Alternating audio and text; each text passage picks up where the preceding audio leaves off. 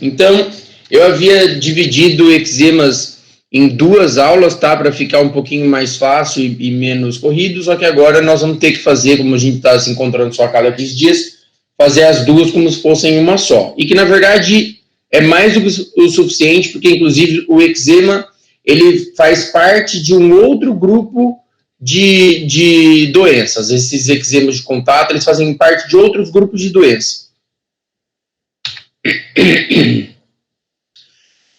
Então, o termo eczema ou dermatite, eles são sinônimos, podem ser utilizados da mesma maneira, eles são usualmente utilizados para descrever um padrão de inflamação da pele. Agudamente, ele tem eritema, vesículas e prurido. Então, ele vai se assemelhar aí como se fosse um vulcão. Então, ele vai ter um eritema, vai ficar bem vermelho, vai ter formação de vesículas ou bolhas na lesão e bastante prurido. A exposição prolongada a esse prurido, a essa lesão aguda, ela vai levar a uma liquenificação e a persistência do prurido. Porém, tem melhora do eritema. Dessa maneira, ele vai ficando uma lesão crônica. Lembra lá que liquenificação fala mais a favor de uma lesão crônica. Ela começa a ter a acentuação dos sulcos da pele, né? Então, aqui alguns exemplos de eczema. Os eczemas, eles possuem 3 fases. Uma fase aguda, que ela vai se caracterizar por eritema, edema, vesículas e bolhas com formação de crostas. Na fase subaguda, você não tem formação de vesículas e nem de bolhas. Você vai ter só a parte de eritema, edema, pode ter crosta também. Esse daqui é um quadro de uma subaguda e crônica, né?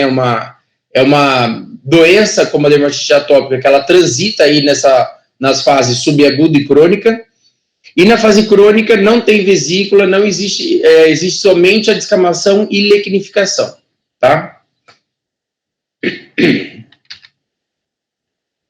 Os eczemas, eles podem ser classificados em exógenos e endógenos. Então, exógenos são os que são provocados por contactantes, por coisas que a gente entra em contato, e os endógenos são aqueles que são inatos da gente, sabe? Que é de algum problema imunológico, alguma alteração, e que são provocados de dentro para fora.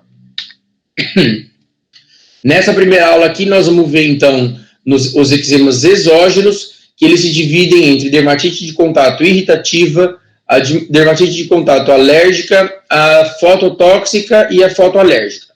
Simplificando, são basicamente esses 4 tipos. Vocês vão ver que a irritativa aí, nós vamos ter algumas, como esmiuçar um pouquinho mais. Mas são basicamente esses 4 tipos. E a irritativa, que ela é provocada por uma substância que entra em contato com o nosso corpo, que irrita o nosso corpo. Existem algumas substâncias que irritam o nosso corpo quando elas têm contato com o sol.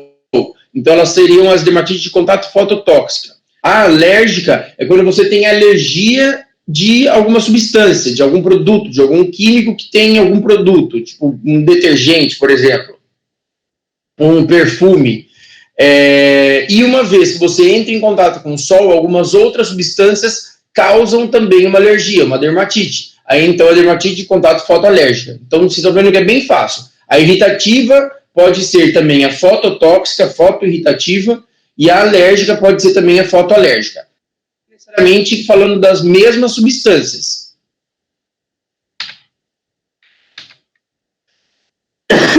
Então, eles se dividem em dois tipos de reação, com base na sua etiologia. A dermatite de contato irritativa, ela pode ser tóxica, degenerativa, subtóxica e cumulativa. A dermatite de contato alérgica, ela é uma reação de hipersensibilidade, pode ser qualquer reação de sensibilidade, tipo 1, tipo 2, tipo 3, 4, 5, qualquer uma, porém a mais comum é a do tipo 4, tá? Entre o tipo 1 e tipo 4, são as mais comuns. Pressupõe-se, então, uma sensibilização ao alérgeno ou uma reação cruzada. O que seria isso? Sensibilização ao alérgeno. Então, você entra em contato com aquele alérgeno, lembrando aí o alérgeno sendo alguma substância, o contactante, você vai entrar em contato com aquele alérgeno e você vai sendo sensibilizado, tá? Você vai tendo uma sensibilização. Por isso que tem participação aí desses linfócitos, que os linfócitos vão sendo ativados toda vez que você entra em contato com aquela substância. E aí eles ficam lá, quietinhos, lá nos linfonodos. Até o momento que você entra em contato de novo com essa substância e esses linfonodos, esses linfócitos se tornam, então, reativos. E aí eles vão causar, então, esse ataque aí, esse alérgeno, e causam uma dermatite de contato. E reação cruzada muitas vezes existem algumas substâncias, como por exemplo o látex, que é o derivado da borracha, a borracha que é derivada do látex, ao contrário, que faz reação cruzada com outros produtos que também são derivados do látex, como por exemplo parafenileno-diamina, como por exemplo os Tiurans, ou os bencaptor-metiazóis, que são outros produtos, outras substâncias que estão presentes em outros produtos. Por exemplo, látex, na hora que você pensa borracha, você fala, borracha, chinelo, borracha de apagar. Mas nós temos, por exemplo, o parafenileno-diamina, que está presente principalmente em tinturas. Tintura como tintura de rena, tintura para cabelo, tintura de esmalte, porque ele aumenta a impregnação de pigmentos mais escuros. Então, prestar atenção também em substâncias que fazem reação cruzada. Bom, eles são bastante incidentes e prevalentes, muitos de nós aqui já tivemos, tá? E ele é considerado uma dermatose ocupacional. Não existem muitos estudos de eczema de contato, dermatite de contato, na população geral. Mas apenas os estudos eles são sempre feitos dentro de ambiente de trabalho. Então, ele é considerado como uma dermatose ocupacional. Então, é causado aí por esses agentes externos, que são chamados contactantes. E uma vez em contato com a pele, eles desencadeiam uma reação inflamatória. E, clinicamente, ela é caracterizada por se apresentar como um eczema, certo? Então, é exatamente isso. A eczema de contato é porque ele apresenta um eczema. Quando você tem aquele eczema se formando, pela primeira vez, de certo, você vai ter um eczema agudo, com formação de vesículas, eritema e prurido. Depois, você não tem mais as vesículas, você tem uma fase subaguda. Depois, você continua tendo prurido, só que você tem liquenificação e descamação. É a fase crônica, tá? A apresentação clínica ela vai variar dependendo do alérgeno e da resposta individual, de como cada paciente vai responder de acordo com o alérgeno. Isso depende muito do sistema imunológico de cada paciente, lá, lembrando na hipersensibilidade do tipo 4. Na maioria das vezes, as lesões estão restritas aos locais de contato, então onde você teve contato com uma substância, com um produto, ela é onde você vai ter essa alteração, porém nós podemos ter também reações à distância, que são chamadas reações ID. Então, que você tem em contato, por exemplo, com um chinelo lá no pé, e posteriormente você começa a aparecer vergões, placas urticariformes em outras áreas do corpo, tá? Isso é uma reação ID, é uma reação à distância de uma dermatite de contato. Com o avanço da indústria química, crescem a quantidade de produtos que se tornam parte do meio, aumentando assim os agentes causadores da dermatite de contato. Hoje é muito mais fácil você encontrar produtos que causam dermatite de contato, coisas que antigamente não causavam. Aí a gente fica vendo, tipo, nossa, mas a minha sacola é super natureba, então, tipo, uso ecobag, etc. Sim, é ótimo para o ambiente, mas tem gente que tem intolerância a ecobag, não consegue... o contato com a ecobag pode causar uma dermatite de contato, tá? E não só, várias outras coisas. O diagnóstico é feito através das características clínicas, os testes alérgicos de contato na dermatite de contato alérgica, os testes de afastamento, que é quando você afasta o paciente, você tem uma suspeita, você não conseguiu através do teste de contato, você não conseguiu através da anamnese, e aí você vai afastar o paciente daquele contactante que você acha que pode ser, e se melhorar, você pode voltar, e aí você tem uma certeza de que aquele é o contactante que está causando a dermatite de contato. Outra coisa que é importante aqui para fazer o diagnóstico é a anamnese. A anamnese da dermatite de contato, ela não é do tipo, você olhou e falou assim, estou vendo um eczema agudo. Que bom. Ó, você está com uma dermatite de contato.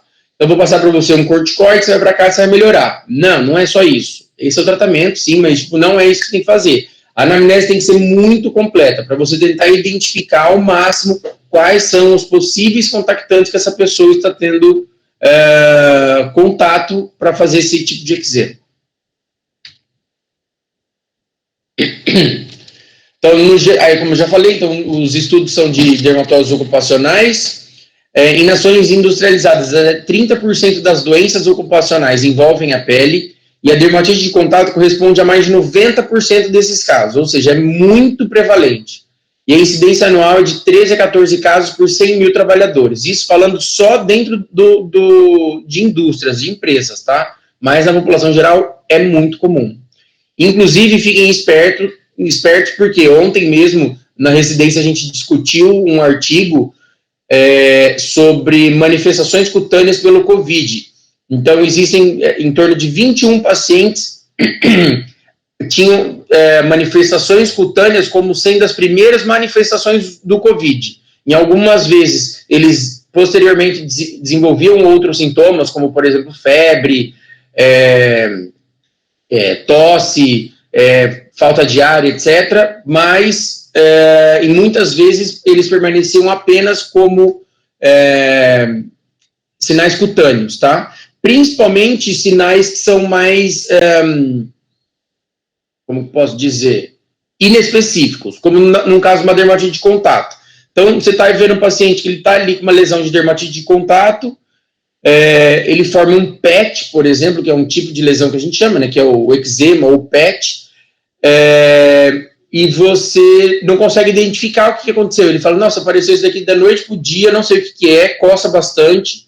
Então, isso é um sinal de alerta também para pacientes com Covid, tá? Não só esse, tem vários outros. Na Europa, até 27% da população adulta apresenta dermatite de contato e nos adultos jovens a prevalência é de 15%, ou seja, é muito comum. Com relação à fisiopatologia, vai depender das características da substância. Então, uma substância que tem um tamanho, uma osmolaridade, uma polaridade maior, menor, a solubilidade dessa molécula, então se ela é mais solúvel em água, em gordura, e o veículo que ela vai estar sendo diluída. Então, vai depender de várias situações aí com relação à substância, àquela molécula, tá? Características relativas à exposição da pele ao agente. Então, o tempo, periodicidade, então, quantas vezes você se expôs? Quanto tempo você se expôs cada vez que você se expôs? Tá? De quanto em quanto tempo você se expõe? Como que é exposto? Você está protegido? É sobre a roupa? É com luva? O contato, ele foi mais rápido? Eu, tipo, só encostei e larguei. Ou então, tipo, fiz oclusão, coloquei uma medicação ali, tampei com algum ocluente, uma gaze, por exemplo. E as características climáticas, como frio, baixa umidade ou presença de vento, todos eles vão favorecer a penetração do irritante. Isso porque acaba deixando a pele um pouco mais seca, e a pele mais seca, ela começa a ficar mais fragilizada, mais fragmentada, a gente acaba perdendo um pouquinho daquela barreira química, né, e por consequência da mecânica também de proteção, e é mais fácil a penetração desses agentes, como é mais fácil a penetração de várias outras doenças. Então, a dermatite de contato por irritação primária. Como o próprio nome diz, então foi uma irritação primária. Foi uma irritação que aconteceu naquela primeira vez. Uma única exposição a um agente. Já é capaz de produzir isso daqui. Não há necessidade, não existe eventos imunológicos. Você teve contato com aquela substância e ela já provocou a dermatite de contato. Vai depender, claro, das propriedades do produto de provocar dano tecidual. Por exemplo, no caso da dermatite das fraldas, dermatite de contato das fraldas. Nós temos a dermatite de contato das fraldas, essa dermatite de contato das fraldas, você pode ter dermatite de contato por conta do elástico, ou sei lá, do pano, qualquer coisa assim, o que é menos comum. A dermatite de contato das fraldas por quê? Porque há um contato, por conta da criança ficar usando aquela fralda ali sem limpar, fica tendo um contato com a urina e com as fezes, e isso vai fazer uma irritação. Então, a urina e as fezes, elas vão servir como irritantes primários. Da mesma maneira, funcionam ácidos, solventes, detergentes, óleos de corte, cimento, tudo que você for entrar em contato e que ele, numa única vez, por exemplo, um ácido, tá? O ácido tricloroacético, por exemplo, se você entra em contato com aquele ácido, ele vai provocar uma irritação em você naquela hora, uma vez que você entrou em contato. Então, ele é uma dermatite de contato por irritação primária. O uso de solventes. Solventes é a mesma coisa. Se entrar em contato com solvente, jogar solvente, esses negócio de tinta nos braços, também vai fazer uma dermatite de contato irritativa primária. O detergente, cimento, ele já pode ser uma dermatite de contato irritativa primária, porém tardia. E aí nós vamos ver agora. Então, são 60% das dermatoses ocupacionais. Então, nós temos dois tipos de irritantes primários. Aquele que causa irritante absoluto ou imediato, que é a forma aguda, e os relativos, que são os crônicos. Mas os dois são irritativa primária, tá? E eles vão causar ela gradualmente e não de imediato. Na aguda, então, foi isso que eu falei, a ação de uma substância cáustica. Eu vou jogar um ácido em você, ou cair um ácido em contato com a minha pele, e ele vai provocar essa dermatite de contato, vai provocar lesão. Não tem suscetibilidade individual. E os sintomas eles vão surgir de repente, tá? Rapidamente. Não tem... o paciente fala assim, não, eu sou imune a ácido. Não, ninguém é imune a ácido. Se eu jogar ácido em qualquer pessoa, todo mundo vai sofrer as consequências dessa queimadura, tá?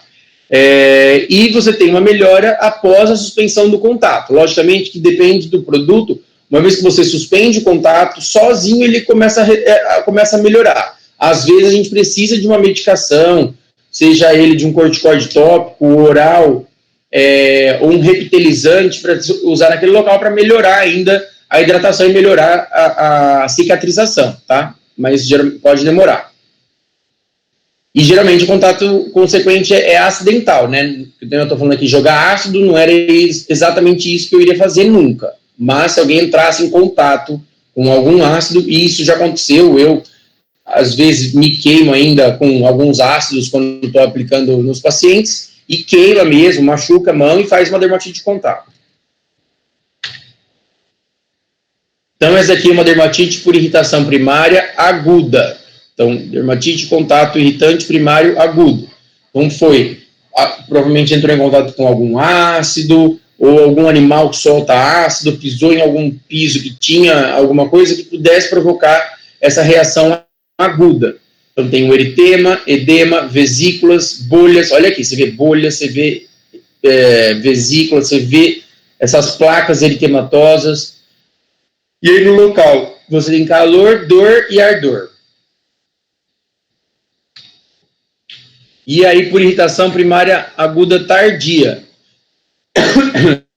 Aqui é quando você tem uma reação inflamatória visível, porém ela surge aí de 8 a 48 horas depois da exposição de algumas substâncias. Por exemplo, antralina, podofilina e vários outros produtos que se encaixam aí, tá? Esses aqui são dois exemplos mais comuns. A podofilina, os dois que a gente acaba usando na dermatologia, né? A podofilina a gente usa para tratar verrugas. Então, por exemplo, ou mesmo, existem outros, por exemplo, o Efurix, não sei se vocês já ouviram falar, são irritantes primários agudos tardios. Por quê? Você passa, ele é um tratamento, tá? A podofilina é usada para tratamento de verruga. Então você passa ali, na primeira vez que você passa, ela não vai fazer nada. Aí depois, segunda vez que você passa, ela já começa a ficar meio estranha, já começa a ficar mais vermelha, e ela vai fazendo uma lesão como essa, tá? Continua sendo uma lesão aguda, ela pode formar bolha, pode formar crosta, exulceração e coça, tá? E esse eritema aí. Ó, aqui é a mesma coisa. Então, existem alguns ácidos que no momento que você faz a aplicação, ele não aparece nada. Ele vai aparecer um pouco depois, um dia depois, 2 dias depois, tá? E aí ele começa a fazer esse tipo de lesão. Então, isso daqui Faz diagnóstico diferencial com outras coisas? Faz. Porém, isso aqui vai ser parte da sua anamnese. Você vai olhar isso daqui e você vai falar, eita, pega, o que é isso aí? Aí você descreve lá, uma placa, eritematose, com crostas hemáticas, em todo hemifácio. Você pergunta para a senhora, o que a senhora fez aqui? Eu passei um ácido que eu comprei de uma vizinha minha e ela disse que era bom para tirar ruga. Então, aí, é isso que aconteceu. E a dermatite de contato primária relativa, que é a crônica. Ela é a forma mais frequente de eczema de contato por irritação e vocês vão ver por quê. Ela pode surgir depois de alguns dias, semanas, meses ou anos de exposição ao agente causador. O seu aparecimento depende das características da substância irritante, do tempo de exposição, da periodicidade do contato com o agente irritante. Quais são os principais aqui? Uma coisa que pode causar essa dermatite irritante primário relativa, né, que é essa mais crônica. O uso do álcool em gel hoje em dia. Então, o álcool é uma substância muito irritante, tanto que a gente não pode ficar aplicando ele na pele. Mas a gente tem usado ele nas mãos o tempo todo. Então, você fica passando nas mãos o tempo todo. E aí, você vai perceber que tem algumas pessoas que já devem ter mostrado para vocês, conversado com vocês, fazendo consulta em casa. Minha mão tá ficando super ressecada, minha mão tá ficando cheia de fissura, com cortes na mão, tá ficando seca, coça demais. E você vê que são só nas mãos. Muito provavelmente por conta do uso do álcool em gel. Detergente também pode fazer isso daí. O uso de cal, pedreiro que fica usando muito cal para fazer cimento, essas coisas, eles começam, pela exposição prolongada, começa a fazer esse tipo de dermatite de contato, tá? Então, assim, o uso de detergente, já falei, né? Então, pessoas, né, que lavam roupa, dona de casa, homem que vai lavar roupa, vai lavar a casa, eles começam a lavar as mãos, pelo uso constante de detergente e água, acaba causando essa irritação também, tá? Lógico, então, como que você vai, já adiantando aí como faria o tratamento? Você tem que identificar que isso é feito, que isso pode ter provocado, você vai fazer o tratamento, só que você tem que prevenir como que isso aparece. Então, você vai orientar, é bom sempre usar luva, você pode passar uma luva de silicone para esse paciente usar, que é um creme à base de silicone, tudo isso diminui o contato. Então, ela é por dano cumulativo pelo uso de alguma substância que também é cáustica, predomina mais o eritema, ressecamento, hiperqueratose, fissuras com prurido, ardor e dor. Pode apresentar numa fase mais aguda o eczema agudo? Pode, mas é mais difícil. O irritante primário crônico, dermatite de contato com irritante primário crônico, ele geralmente já abre nessa fase subaguda crônica, tá? Que é esse eczema crônico, que é exatamente essa descrição aqui. Então, o eczema das mãos da dona de casa, por conta do uso dos sabões e detergentes, dos dentistas e cirurgiões pelas lavagens frequentes das mãos e etc. E agora, hoje em dia, por conta do uso de álcool em gel, que tem um monte. Aqui. Isso daqui também é uma dermatite de contato por irritação primária crônica. Alguém consegue imaginar o que foi que aconteceu aqui? Qual foi o agente irritante aqui?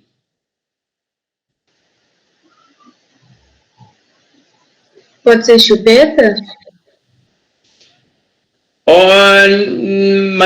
Mais difícil. Da chupeta ele teria, provavelmente uma alérgica, não essa por irritante primário. Irritante primário... Batom? Pode ser, o batom ele pode ser tanto alérgico, como você pode ir desenvolvendo alergia ao batom, como pode ser por irritante.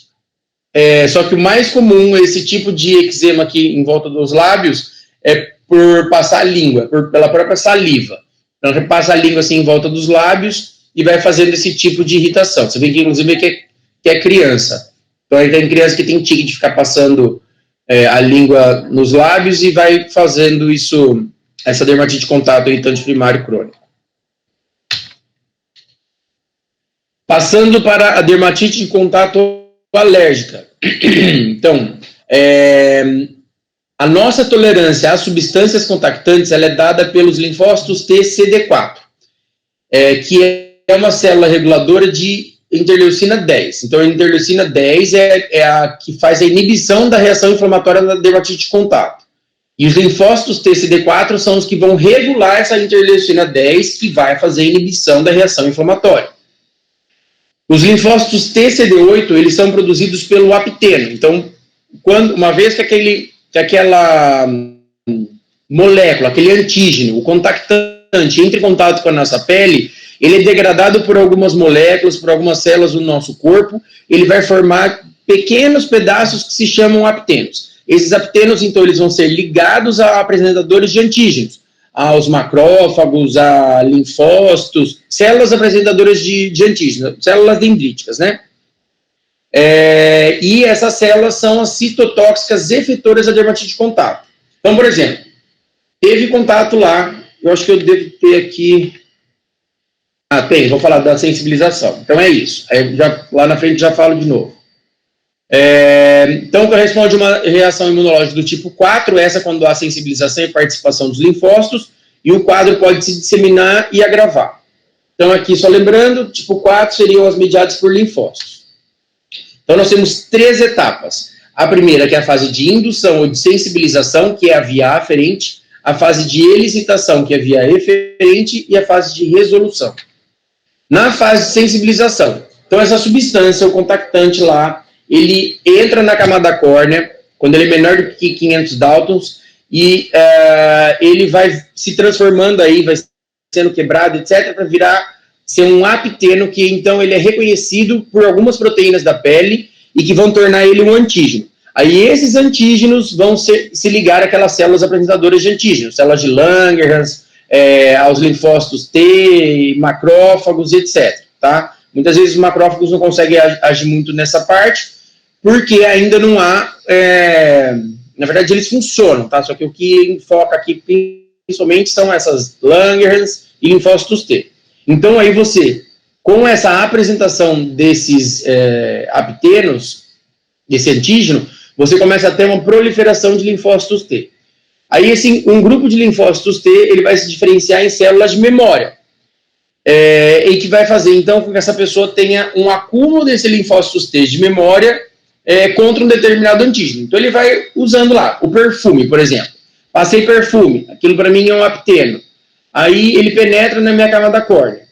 Se liga a proteínas da minha pele, forma um antígeno. Meu corpo vai ver aquilo ali como algo não self. Ele vai querer tirar aquilo lá. Então ele vai lá, manda a célula de Langer, que vai apresentar para linfonodo, linfócito T, macrófago, todo mundo participando.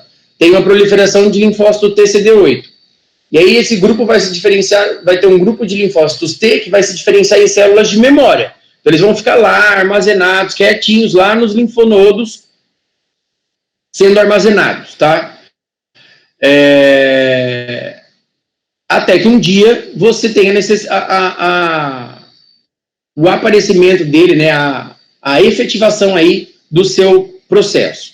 Mas esse processo todo, ele demora mais ou menos de 4 a 5 dias, toda essa via aferente. Então, do dia que você teve a exposição com o perfume, mais ou menos 4 a 5 dias para você ter essa via aferente inteira completa, tá? Então, você vai usar o perfume hoje, você vai usar o perfume amanhã, você vai usar o perfume depois, você vai usar o perfume depois, às vezes mais vezes ainda. E até aí, nada, não aconteceu nada. Aí, nos seres humanos, são necessários de 14 a 21 dias para que essas células efetoras elas voltem a circular na pele. Então, assim, essas células que estavam lá, que foram lá de memória, que ficaram armazenadas, elas vão precisar, no nosso corpo, de mais ou menos aí uns 14 a 21 dias para elas poderem circular na pele novamente. Então, você pode ficar usando o produto lá e que nada vai acontecer. A fase 2, que é a fase efetiva, tá? A de elicitação. Então, ela representa a fase que é clinicamente relevante, porque é a fase que vai acontecer, que vai aparecer a sua lesão. E ela vai ocorrer quando o indivíduo que já foi sensibilizado previamente entre em contato novamente com aquele antígeno. Você vai ter a ativação daqueles linfócitos TCD8 que ficaram lá, quietinhos, de memória, vai ativar, então, os queratinócitos, outros linfócitos T, vai promover a liberação de diversas interleucinas, como, por exemplo, interleucinas 4, 12, 15, interferon gama, TNF, e dessa maneira você vai produzindo uma inflamação bem grande. Olha aqui todo esse... Não vou querer que vocês saibam todos os detalhes aqui, só saber quais são as células que são participantes, isso é preciso saber. E dentro de poucas horas você tem essa resposta inflamatória, essa reação inflamatória. E a fase eferente, que é essa fase toda, né, da hora que você tem o estímulo até a hora que aparece a lesão, ela pode durar mais ou menos aí umas 72 horas até vários dias. E ela vai diminuindo progressivamente. Enquanto você mantiver o contato, ele vai continuar irritando. Caso contrário, ele começa a diminuir. E é aí que a gente entra com tratamento, né, para diminuir mais rápido. Então, ela pode durar 72 horas, mas é poucas horas. Você teve contato. Então, a gente fala para os pacientes assim que tem, por exemplo, dermatite a borracha. Então, chinelo havaiana, aquele chinelo de dedo. Você fala para a pessoa, fala assim, você não pode usar esse chinelo de dedo. Aí ela fica sem usar maior tempão. Aí um dia que ela vai usar, aí coisa de 2 horas depois ela já aparece de novo. Aí ela vai lá de novo. Ah, mas então apareceu. Assim, mas você usou o chinelo de dedo. Mas foi muito rápido, foi muito pouco. Mas não importa. Já está sensibilizado. Entrou em contato, vai fazer essa reação. Tá? Não tem choro nem vela. E a fase 3, que é de resolução, é o término da reação inflamatória. E aí, mais uma vez, entra o linfócitos TCD4 agindo como regulador, liberando interleucina 10, TNF-beta, que vão interferir na intensidade da inflamação. Tá? Isso pode acontecer sem o tratamento ou com o tratamento. Então, aqui só esquematizando, né? Então você entra em contato lá, por exemplo, com aquela era venenosa. Ela é um antígeno, entra em contato na pele, se junta com uma proteína da pele. Ela é reconhecida por células dendríticas, que vão levar para linfócitos T, TCD8, vão formar linfócitos T de memória, que depois eles vão ser reativados uma vez que você tem contato novamente. Então, esses linfócitos T de memória, com citocinas, macrófagos, células T citotóxicas, vão formar essa lesão rapidamente, e aí a gente tem o nosso eczema agudo bonitinho aqui. Substâncias quimicamente relacionadas poderão determinar reação cruzada e provocar dermatite de contato. Foi o que eu te falei, foi o que eu falei para vocês. Por exemplo, a borracha, ela deriva a parafenilenodiamina, ela deriva a hidroquinona é um clareador, ela deriva, desculpa, o ácido paraminobenzoico, ela deriva o látex, então, são os tiurans. Então, são substâncias que têm uma probabilidade maior de fazer uma reação cruzada. Vai fazer? Não necessariamente, mas tem uma chance maior de ter essa reação cruzada, tá? Só falando algumas aqui, que essas aqui são muito importantes e são muito comuns de causarem, tá? Além do látex, que eu não sei porque não está aqui. A parafenilenodiamina, que eu já falei, é uma substância que é utilizada em produtos, principalmente em tintura de cabelo, tintura rena, ou tintura de tatuagem, para aumentar a fixação do pigmento preto, ou vermelho, pigmentos escuros. Então, tem pessoas que fazem tatuagem de rena e fazem dermatite de contato, tá? E ela só melhora quando a tatuagem de rena desaparecer. Hidroquinona a gente usa em clareador. Então, a gente começa a usar hidroquinona e faz alergia, começa a ficar mais escura a pele do que clarear. Então, é um tipo de dermatite de contato. Então, esse paciente não pode usar hidroquinona. Então, na hora que você for fazer a anamnese, você tem que sempre levantar. E aí, tá fazendo dermatite de contato ou é porque você está usando muito tempo? Tem que identificar.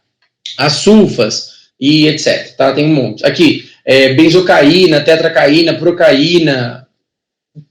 Ou seja, antibiótico e antibiótico tópico, evitem ao máximo. Para mim, eu falo que aquela neomicina que todo mundo adora usar, aquilo para mim é assim, só serve para fazer dermatite de contato. Tá? Existem outras substâncias, outros produtos, medicamentos que podem ser utilizados e tem alguns que causam muita dermatite de contato.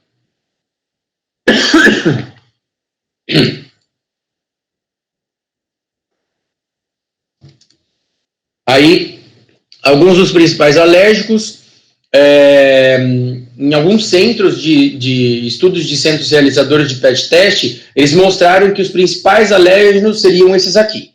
Os metais, as fragrâncias, os antibióticos tópicos, eu acabei de falar.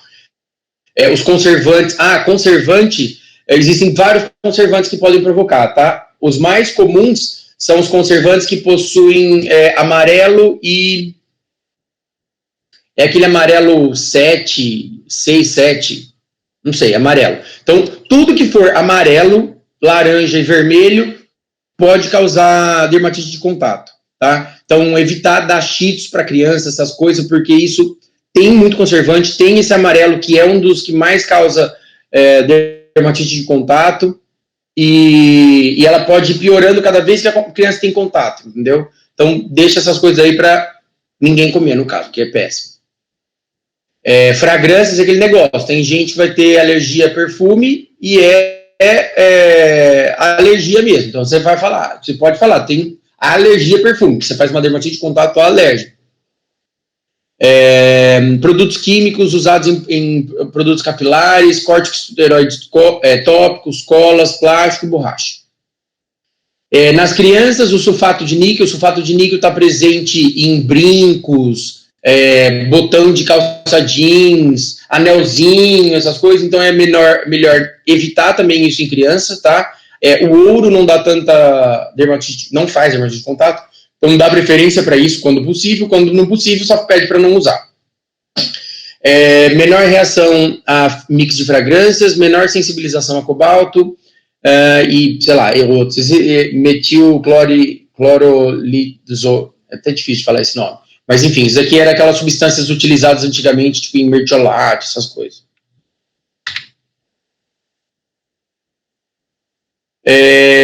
Aí agora aqui alguns alérgenos, aí vocês vão ver. Isso aqui é mais para vocês saberem, tá? Os principais alérgenos que vocês precisam saber, como que é a fisiopatologia aí. Aqui, os principais, sendo antibióticos, antihistamínicos, essas coisas, esses vocês precisam saber. Agora, os exemplos... eu não vou cobrar ele exatamente na prova, mas eu posso colocar ele numa questão, tá? Porque isso aqui é importante vocês saberem. Então, por exemplo, a penicilina, saber que está na classe dos antibióticos que pode causar dermatite de contato. Timerosal, que era do mertiolate.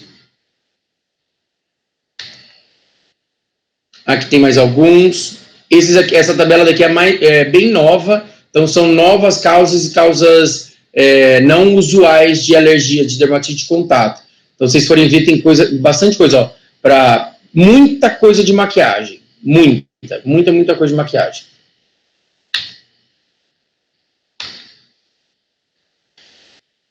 E aí, a dermatite de contato alérgica. Tá vendo? Utilizando aqui nos pés, muito provavelmente usou, tipo, um chinelo de borracha, tipo aqueles Rider, ou então... chinelo de couro, porque o couro faz reação cruzada também com a borracha. Aqui, essa dermatite de contato, tá vendo?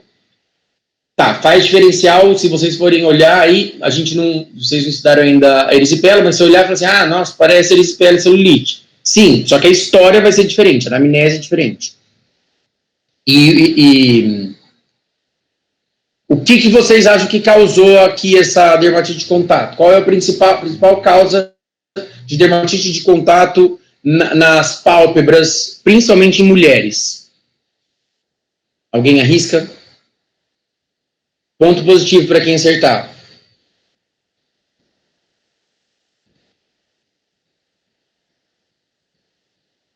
Dou-lhe uma. Dou-lhe duas. Tem alguém aí ainda? Maquiagem. Sim e não. É um tipo de maquiagem, mas não é exatamente maquiagem. O principal causador de dermatite de contato na pálpebra em mulheres é esmalte, tá? Por conta da presença do parafenileno de amina. Então, de passar a mão no rosto, passar a mão nos olhos, a pele é muito mais sensível e é onde faz essa dermatite de contato. Desculpa. Mais um outro caso aqui. dermatite de contato, muito provavelmente por conta de algum shampoo, algum produto que utilizou. Ó, aqui fez até uma queimadura já até, aqui também. Tá? Então, você está vendo que assim, você tem que ir pela descrição da lesão. Então, você vê aqui uma placa eritematosa com algumas áreas mais exulceradas, meio que querendo, ó, tem uma exudação. Então, aqui eu diria que seria um eczema subagudo. Aqui já é um eczema crônico, ó, você já começa a ter liquenificação. Aqui é a mesma coisa. Aqui, do mesmo jeito que tem liquenificação, já começa a ter hipercromia. Porque coça, vai coçando, vai fazendo mais inflamação e mais hipercromia. Ó, dermatite de contato alérgica, tá? Lógico que isso aqui pode fazer diferencial, e eu acho que ele tem, inclusive, aqui, por conta dessas lesõezinhas, essas pápulas satélites aqui, vocês se lembram da aula que a gente teve?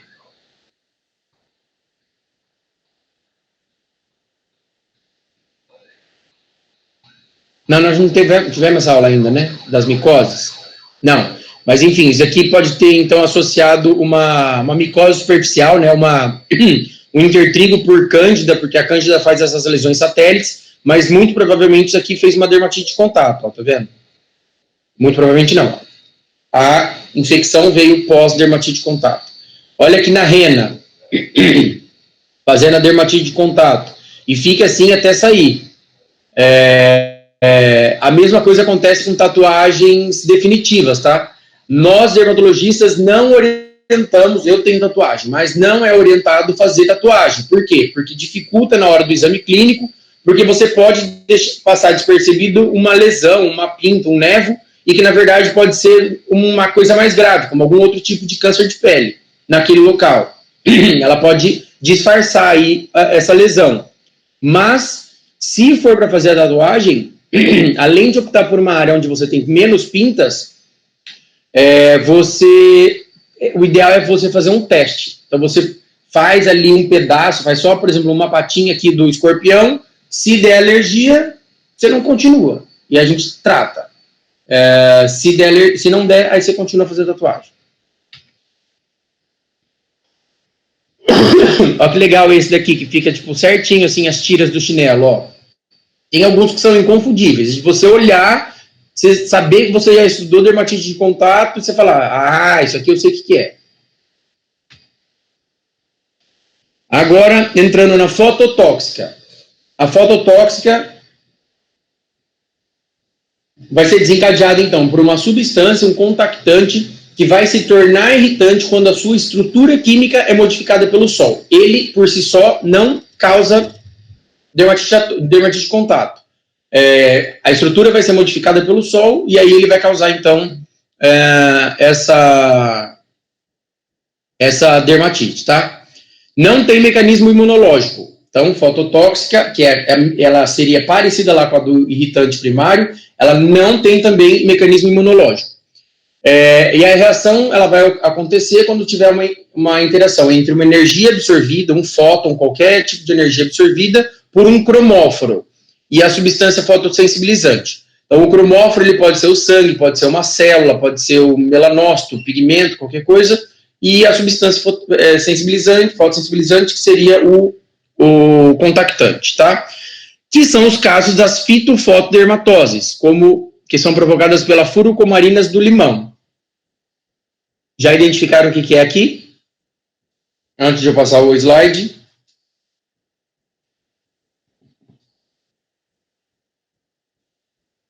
Consegue identificar, dando esse exemplo aqui, de uma fitofotodermatose provocadas pela furocomarinas do limão. Então, é algo que entrou em contato com a pele, sofreu uma alteração de estrutura química modificada pelo sol, e aí, então, fez a dermatite de contato. Conseguem pensar em alguma coisa? Vai, gente. Ó, vocês começaram super bem. Eu vou começar a aumentar a matéria e deixar a prova mais difícil, hein? Quando você espreme o limão e toma sol. Exatamente. Então, é exatamente isso. Quando você espreme o limão, tá mexendo com limão, e sai no sol, você está fazendo uma fitofotodermatose, que é um mecanismo não alérgico, é o agente mais o sol, e o exemplo é limão, figo. Então, é exatamente isso. Você entra em contato, as furocomarinas do limão vão sofrer uma modificação química e vão, então, provocar essa dermatite de contato. E a dermatite fotoalérgica? Tem um mecanismo, mesmo mecanismo etiopatogênico da dermatite de contato alérgica, desculpem, porém com uma participação da luz solar desencadeando o processo, ou seja, é igual a alérgica, só que ela precisa da luz solar para provocar a reação, a dermatite de contato, o eczema. É uma reação imunológica do tipo 4 e que vai precisar junto da radiação, ok. Então, após a absorção da energia da luz, a substância é convertida em uma molécula em estado ativo e ela, então, vai se unir a uma proteína da pele e, dessa maneira, vai formar um antígeno completo. Então, vai funcionar da mesma maneira lá que a alérgica, tá? Com a diferença de que, para ela se tornar um apiteno e se ligar a uma proteína da pele e virar, então, um antígeno, ela precisa da energia da luz, ela precisa de alguma fonte de luz. E aí temos a dermatite de contato fotoalérgica. O mecanismo tem de mecanismo imunológico, um agente, mais o sol, como, por exemplo, perfume e sol. Tem gente que tem alergia ao perfume mesmo sem se expor ao sol. Tem gente que tem alergia ao perfume quando se expõe ao sol. O uso de antihistamínicos. A garganta está seca. O uso de antihistamínicos. Por exemplo, existe um antihistamínico que ele usa como um antihistamínico também, que é o... me fugiu o nome, calma aí, deixa eu aqui na frente, deve ter. Não, me fugiu o nome, que ele é bastante utilizado em pronto-socorro para paciente que chega lá se queixando de coceira, de prurido, fez eczema, fez urticária, e é essa medicação que é aplicada, tá? Devia lembrar, porque é uma medicação que é muito usada e que a dermato meio que proscreve ela. Ela é como um sedativo, tá? Para cirurgia, essas coisas. Alguém sabe qual que eu tô falando? É o Fenergan? Fenergan, esse mesmo. Parabéns. Me fugiu aqui a palavra, mas é o Fenergan. Então, o Fenergan, se você faz uso dele no hospital, realmente, ele é um sedativo e ele é um antihistamínico. Só que uma vez em contato com o sol, em algumas pessoas ele pode fazer dermatite de contato. E a dermatite de contato, quando faz no Fenergan, como ele está circulando na corrente sanguínea, fica no corpo todo. Então, é isso aqui no corpo todo, tá? Então, fica bastante grave. O paciente entra com urticária, faz o Fenergan, sai, volta com uma dermatite de contato fotoalérgica e tem que ser internado. Prometazina, não é? Fenergan, faltou. Bom, então, o diagnóstico. Nós temos que ver com relação ao trabalho, o que esse paciente faz. Então, quando ele se afasta do trabalho, quando ele está trabalhando, se tem melhora, se tem piora, quais são as atividades que ele exerce no trabalho, tudo que ele faz dentro do trabalho. Relação com o ambiente doméstico. Você lava a louça, usa detergente, não usa luva.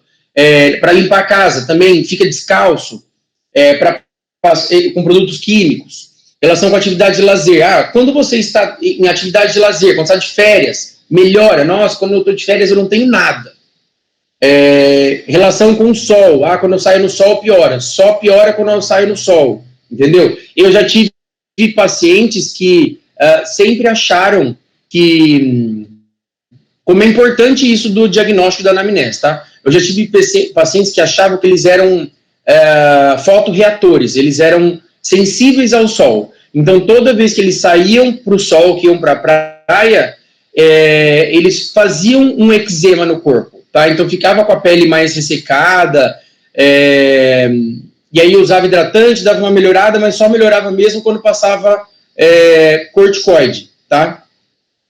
E aí, pesquisando e tentando entender muito, e pensando que pudesse ser uma dermatite de contato, por conta do quadro que a pessoa fazia, nós identificamos que ela usava perfume e ia para a piscina, então usava perfume e ia para a praia. Então, aí conseguimos identificar que, na verdade, ela tinha uma dermatite de contato pelo perfume com uma dermatite de contato fotoalérgica, né? Que aí entrava em contato com o sol e fazia essa reação. E a exposição com a água, vocês vão ver que também tem gente que com a água usa detergente, usa sabão, faz dermatite. Ou então, só de entrar em contato com a água já faz esse tipo de alteração, já tem alguma dermatite, entendeu? Existe, inclusive, a urticária aquagênica, né? Então, isso pode ajudar também. Então, sintomas referidos vão ser prurido, sensação de pele queimando, lembrando aí lá da primeira foto lá do vulcão, né? Então, parece que a pele está queimando, ardendo, e com bastante prurido, sente dor no local. O alérgico ele pode ser identificado revisando a ocupação do paciente, bem como suas atividades e hobbies. Não estou falando que isso é fácil, muitas vezes é difícil, mas assim, como a gente acaba não tendo muito tempo para poder fazer esse tipo de consulta, o ideal seria a gente começa a explicar para o paciente. Geralmente eu abro explicando para o paciente quais são as hipóteses diagnósticas, falo que pode ser uma dermatite de contato, levanto os principais contactantes aí, as principais causas que poderiam provocar a dermatite de contato, mas oriento ele, falei assim, então nós vamos fazer o seguinte, aqui a gente está saindo achando que é por conta do chinelo, mas você vai prestar atenção na sua casa se é alguma outra coisa, se tem alguma outra coisa que você entre em contato que logo depois você percebe que piora. E nesse momento eles começam a prestar um pouco mais atenção, porque como a gente faz as coisas muito automatizadas no dia a dia, nem presta atenção em nada, a gente acaba não percebendo, mas depois vai perceber, nossa, eu coloco a minha bolsa quando eu vou sair, não dá 30 minutos eu estou me coçando, entendeu? Aí pode ser por conta do níquel da bolsa, ou do couro da bolsa. Vai perguntar então sobre os produtos que utiliza, produtos e objetos pessoais, etc. A sensibilização, geralmente ela não acontece depois de uma exposição, então isso também é importante. Pode acontecer? Pode, demora lá aqueles 5 dias, ficou sensibilizado, depois ele vai ter num próximo contato. Mas o mais comum é que seja uma sensibilização mais tardia. Esse tipo de eczema, ele também pode, de alteração, ele pode ser também considerado uma farmacodermia, tá? O eczema de contato. Por quê? Se você entra em contato com alguma medicação e que vai provocar em você uma urticária, por exemplo, que não é aqui exatamente um eczema, mas ele pode provocar um eczema. Pode dar um eczema no corpo todo quando você entra em contato com o nebacetim, por exemplo, no caso de antibióticos tópicos. Então, tem gente que fala assim, nossa, mas eu usei nebacetim a vida inteira, eu tomei AS a vida inteira. Sim, e aos poucos foi sensibilizando, e aí, num momento da vida, você começa a ter essa reação. Verificar esses períodos de exacerbação, melhora nas férias, final de semana, isso eu já falei, e se refere a uma história prévia de dermatite atópica ou de atopia em geral, e que isso fica para a próxima aula, mas é só porque quando você tem uma história já de atopia, de dermatite atópica, os pacientes tendem a ter mais chance de fazer dermatite de contato, porque a pele é mais fragilizada, então fica mais sensibilizada. Por exame físico, está acabando já. Por exame físico, examinar então o tipo da lesão, qual é a lesão que ela está, em qual fase que ela se encontra, lembrando todas elas, um eczema agudo, qual é a sua descrição, as características da distribuição da lesão, então que área do corpo que ela está, se é uma área do corpo que está tendo contato com alguma coisa, por exemplo, se é na face, você não vai perguntar, você usa chinelo de dedo? Não, porque está no rosto, entendeu? Você vai procurar situações que são mais ali próximas daquele local. Lembrando que, geralmente, a dermatite de contato fica restrita ao local. Se tem envolvendo as mãos, face, pálpebra, e esse é mais frequente. Os alérgenos aplicados no couro cabeludo podem gerar lesões adjacentes, como é aquele caso que foi para a região temporal e fronte. Lesões na face por cosméticos e equipamentos de proteção. Tem bastante gente fazendo dermatite de contato também pelo uso das máscaras. E transferência secundária. Tá. E aqui tem alguns exemplos, só falando para vocês aí de alguns exemplos como que são mais corriqueiros, aí, por exemplo, uma lesão no formato de pingente no pescoço ou no colo. Então, sugere aí uma reação a perfumes ou a loções, tá? No dorso dos pés. Então, isso aqui é bacana só para vocês irem começando a se ligar aí nessas... para fazer esse diagnóstico. Então, o diagnóstico é basicamente clínico. A anamnese é muito importante, é clínico sendo exame dermatológico mais anamnese. O exame histopatológico, quando for necessário, às vezes é muito extenso, então às vezes a gente precisa fazer um exame histológico, faz uma biópsia. Os testes de contato, que é esse daqui, o teste de contato principal é o PET teste. O PET teste, a bateria padrão dele utiliza 30 substâncias, tá? Aqui você vê que tem uma outra placa. Nessa outra placa a gente pode usar substâncias adicionais, um dos casos que a gente utiliza isso é quando o paciente tem um trabalho específico, por exemplo, uma manicure, ou uma esteticista, um massagista, porque a gente consegue colocar os produtos que aquela pessoa entra em contato sempre numa quarta placa. E aí aqui cada uma delas vai avaliar para uma substância. Então aqui nós temos, pinga lá um negocinho que é de látex, aqui pinga um que é de, não sei, de cosméticos, etc. Cada um deles é uma coisa. Existem diversos outros testes, esse daqui sendo o mais feito, é o que a gente faz no hospital. Se vocês tiverem interesse de ver como que é feito esse teste, ele é realizado na segunda-feira à tarde, a leitura dele é na quarta-feira e na sexta-feira, então são 2 leituras, tá? É bem interessante para quem tiver curiosidade de ver. E evitar o contato também. Então aqui a leitura do PET teste depois para ver se ele veio positivo, ou não. Aqui então você tem só a classificação, 3 cruzes quando ele vem dessa maneira, e às vezes fica bem mais exacerbado do que isso daqui. A bateria padronizada eu já falei. O histopatológico geralmente não, é mais quando tem um diagnóstico diferencial para outras dermatites, ou quando é um quadro mais extenso. Aqui alguns principais diagnósticos diferenciais. Esse daqui a gente pula que não foi ainda. Então, contato irritativa com eczema desidrótico, que nós vamos ver daqui a pouco. A psoríase. Esses aqui são dos eczemas em geral, fazendo diagnóstico com outras doenças, tá? A dermatite de contato irritativa com eczema desidrótico. E é bem parecido, vocês vão ver lá, tá? Guardem a imagem das mãos. Esse daqui é o tratamento, eu vou passar na próxima também. Guardem aquela imagem que eu mostrei das mãos, tá? Do eczema nas mãos. Aí vocês vão ver como pode ser muito parecido com a desidrose. Inclusive, a desidrose pode ser uma farmacodemia que pode ser induzida pelo uso de algum produto. Bom, é isso. Como combinado, para testar outro que é o eczemas continuação.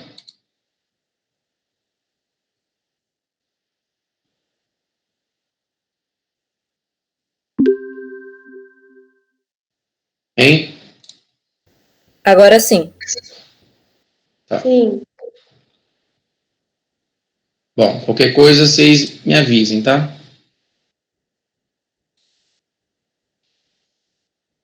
Então, continuando, nem vou precisar então fazer aqui essa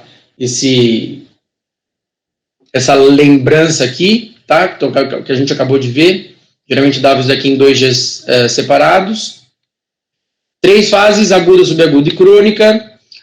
A classificação exógenos e endógenos. Então, nós vamos ver agora os endógenos, que são esses 5 aí, ó, esses 5 principais. Começando pelo eczema atópico ou dermatite atópica. Todo mundo aqui já ouviu falar de dermatite atópica, correto?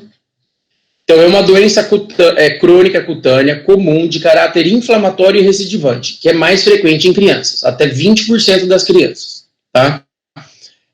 Então, ela é crônica, ela é bastante comum, 20% das crianças, tem caráter inflamatório e recidivante. Então, ela é uma doença inflamatória de caráter crônico e que sempre recidiva. Então, tem períodos de melhora e períodos de piora.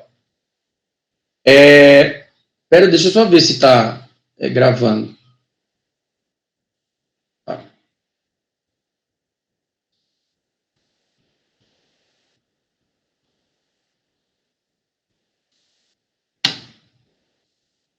Tá. O início é geralmente nos primeiros 5 anos de vida, em 85% dos casos. 2% dos novos casos após os 45 anos de idade. Então, geralmente, antes dos 5 anos, depois os outros podem acontecer durante a infância, a adolescência, e 2% dos casos após os 45 anos de idade. E, sim, esses 2% existem. A gente vê pacientes sendo diagnosticados com dermatite atópica depois de mais velho. Cerca de 40% mantêm os sintomas na vida adulta. Então, 60% desses pacientes, eles regridem espontaneamente da dermatite atópica. Eles não têm mais esse quadro de dermatite atópica. Uma das melhores, não existe uma tabela dizendo, tipo, você vai evoluir para a cura e você vai continuar tendo dermatite atópica. Não tem isso, tá?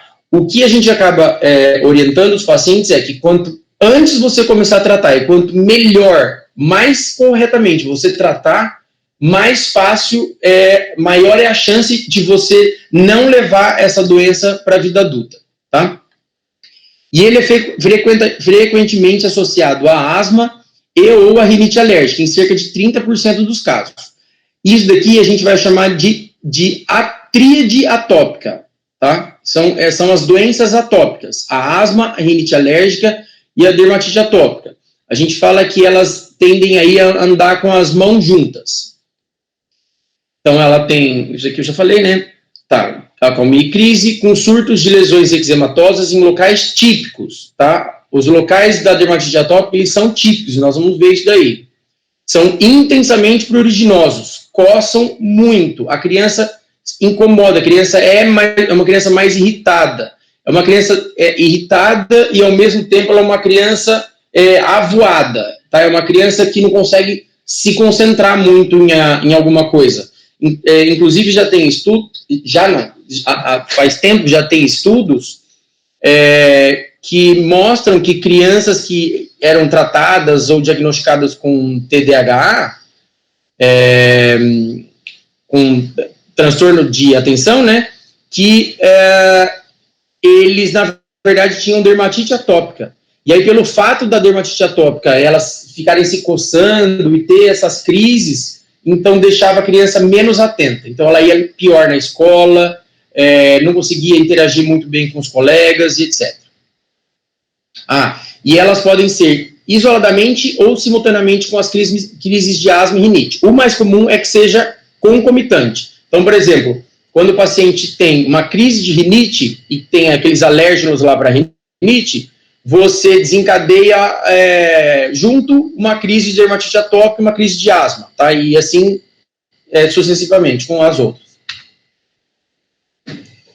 Então, o paciente ele tem que ser considerado como um indivíduo com limiar de reatividade anômalo. Então, tudo que esse paciente entrar em contato, ele vai responder de uma maneira diferente de uma pessoa que tem a pele íntegra, tá? Que não tem atopia. Alguns fatores participam da patogênese da dermatite atópica, como, por exemplo, os fatores genéticos. É sabido já que quando um dos pais tem dermatite atópica ou tem alguma atopia, rinite, asma, e isso tem que estar sempre presente na sua consulta, a chance dessa criança desenvolver é mais de 50%. Quando os dois pais têm, é mais de 70% a chance de ela ter alguma dessas atopias, tá? E ela tem também mecanismos não imunológicos e mecanismos imunológicos que nós vamos ver também. Então, os fatores genéticos, aí, ó, 58% quando um dos pais é atópico que eu digo, não necessariamente dermatite atópica, tá? Sempre perguntado, se vai acompanhado da mãe ou do pai. Você tem, tinha rinite, tem rinite, asma, tinha dermatite atópica quando era criança? Dermatite atópica muitos esquecem, tá? Se tinha. Ou tem asma, então 58%. Quando os dois, 79% quando os dois pais têm a história de alguma atopia. Tem essa etiologia multifatorial, com a participação de vários fatores, genéticos e ambientais. Com relação aos fatores genéticos, você vai ter um comprometimento da barreira cutânea, que vai ter, então, uma mutação das filagrinas, que é uma molécula-chave na hidratação da pele. A filagrina, ela que promove a coesão dos filamentos de queratina. Então, ela que vai fazer a queratina, lembrando lá a camada córnea, queratina, que é formada só por queratina, né? Então, a filagrina é que faz a coesão, faz aquela queratina ficar certinha, fazendo filamentos, uma encostando com a outra, mantendo a integridade da nossa pele. Então, ele tem uma alteração aí já nessas filagrinas. Tem uma alteração também na síntese das ceramidas. As ceramidas são os lipídios que estão presentes naturalmente na nossa pele. E são essenciais para manter, então, a barreira da pele restaurada e reter a hidratação. Por quê? Pacientes com dermatite atópica, eles têm essa alteração nas ceramidas, eles têm menos ceramidas, eles não conseguem manter a barreira da pele íntegra. Então, eles acabam perdendo muita água, acaba ficando muito ressecado. É por isso que, na dermatite atópica, a gente tem que hidratar bastante esse paciente. Hoje em dia, já dando uma adiantada aí lá para o fim, existem diversos hidratantes, tá? Procurar sempre hidratantes que tenham ceramidas, que tenham a presença de ceramidas, que são esses lipídios agora já feitos em laboratórios e que eles ajudam a manter essa barreira da pele restaurada. Existem alguns que ajudam aí na molécula filagrina, então eles conseguem restaurar de alguma maneira essa molécula molécula também melhorando a hidratação da pele, e tem o pH mais neutro. O pH da pele é mais neutro, esse não tem pop-up. O pH da pele nosso é mais ácido, em torno aí de 5 a 5,7. Numa média, 5,5 é o pH da nossa pele. Já nas pessoas com dermatite atópica, então eles têm um pH mais neutro. Tendo um pH mais neutro, é mais fácil de ter infecções também. Quem tem pH mais neutro são recém-nascidos e crianças bem novas, que estão desenvolvendo ainda toda aquela flora bacteriana lá da pele, tá? Então, aqui também há uma alteração do pH, porque a pele não está íntegra, você não tem aquelas bactérias comensais lá que ajudam a manter, inclusive, essa integridade através dos ácidos graxos, mantendo também o pH da pele. Os mecanismos não imunológicos. Então, é a participação de alterações metabólicas e fisiológicas. Metabólicas, a gente percebe principalmente na alteração do metabolismo dos hidratos de carbono.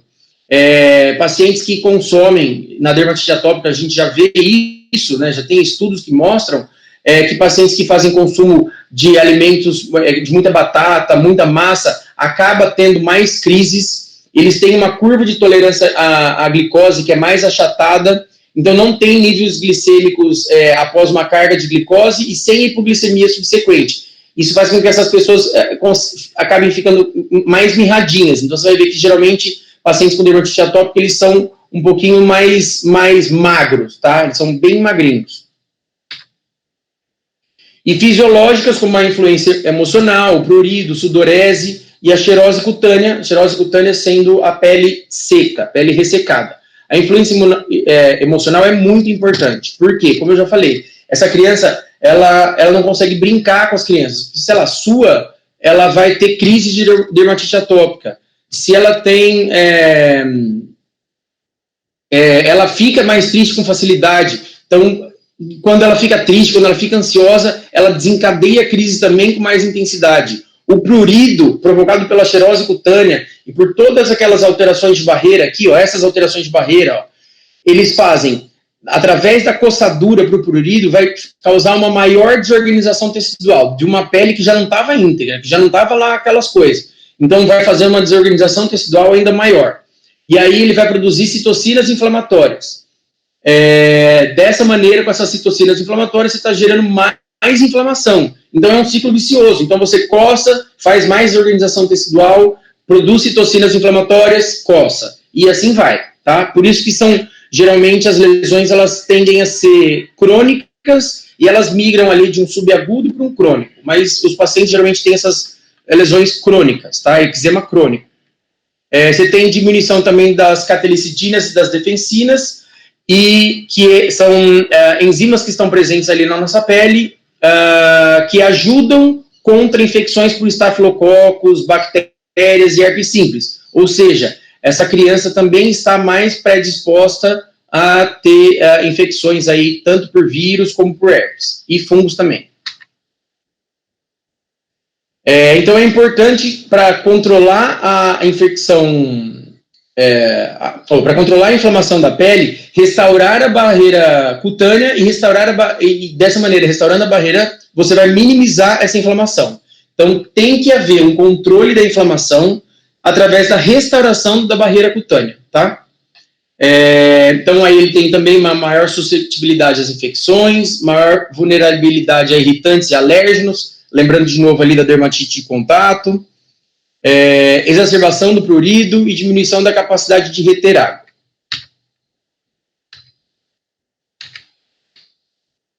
Aí nós temos os mecanismos imunológicos.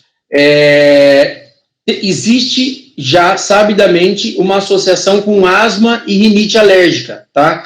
A gente fala que essas três elas acabam andando juntas, né? Então, como eu falei, é a tríade atópica. O paciente pode ter só dermatite atópica, mas pode ter dermatite atópica e rinite, ou pode ter os três. Então, você tem reações imediatas positivas a alimentos inalantes. Então, do mesmo jeito que na rinite alérgica, vamos supor, a criança ela tem que evitar o uso de perfumes, um hidratante que tenha perfume, ou então amaciante para roupa. Tudo isso, uma vez que ele inala aquilo ali, aquilo vai servir como um alérgeno. Além de atacar a rinite, de fazer crises de rinite, ele pode causar crises também da dermatite atópica, tá? E vice-versa. Uma crise na dermatite atópica, que nós vamos estudar aqui como é que são os gatilhos para essas crises, podem piorar, podem causar crises de asma e de rinite alérgica. O comprometimento das imunidades inata e adaptativa, observada pelos mesmos locais de pele sã. Então, a resposta imune inata e adaptativa desses pacientes, ela é alterada, mesmo onde há pele sã. Então, é uma coisa imunológica mesmo, do sistema imune daquele paciente. E os níveis séricos de IgE podem estar elevados. Isso não ajuda muito a gente a fazer o diagnóstico, né, porque o IgE pode estar elevado em muitos casos, porém é um marcador para a gente saber que está tendo esse estímulo imunológico. E aí, quais são os fatores desencadeantes de exacerbação? Agentes desencadeantes podem ser infecciosos, como o Staphylococcus aureus. Eu não vou ficar lendo, nem falar tudo isso aqui para vocês. Eu vou tentar resumir mais isso daqui. Por que os Staphylococcus eles participam? Em 90% dos casos. Porque eles vão influenciar as células apresentadoras de antígeno e os eosinófilos. Então, eles vão modular a resposta desses antígenos. Então, como eles vão fazer essa integração aí uma vez eles em contato com a pele, com as células apresentadoras de antígeno, tem uma resposta exacerbada, tá? Então, você tem uma liberação de toxinas, então a chance de você fazer abrir um quadro de dermatite atópica, mesmo que não seja você fazer uma infecção secundária aí pelo Staphylococcus aureus, entendeu? Os fungos, a mesma coisa. O fungo ele pode piorar um quadro de dermatite atópica. Esses fungos, por exemplo, a Malassezia furfur, ele faz parte da microbiota de algumas pessoas. E ele fica lá como comensal, ele não causa nenhum dano.